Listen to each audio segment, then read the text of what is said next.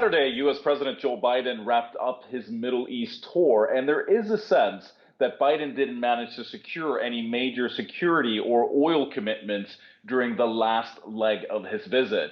This despite telling Arab leaders that the U.S. will remain an active partner in the region. The United States is invested in building a positive future in the region in partnership with all of you, and the United States is not going anywhere.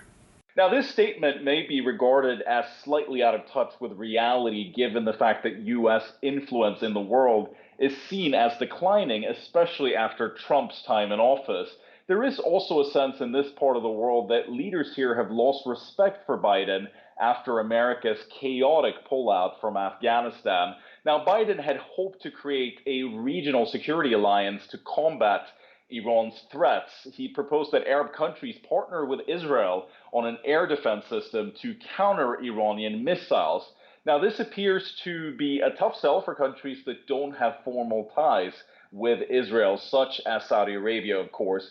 Its foreign minister said that the kingdom is not involved in any such talks and has also indicated that opening its airspace to Israeli commercial flights is not a first step towards normalizing with Israel. Worth remembering here, of course, is the fact that the Kingdom of Saudi Arabia has a much larger population than some of the other countries in the Gulf. It's also the birthplace of Islam, the site of the two holy mosques, and it could be seen as tricky to normalize, but there is certainly a case for doing so going forward, not just over Iran, but also from an economic standpoint.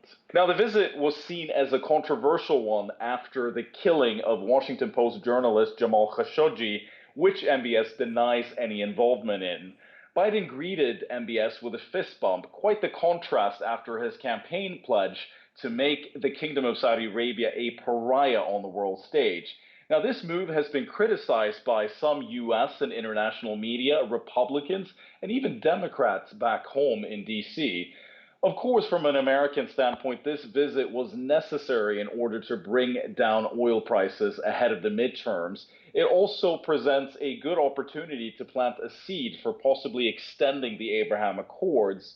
Saudi Arabia does share Israeli concerns over Iran's nuclear and regional proxies.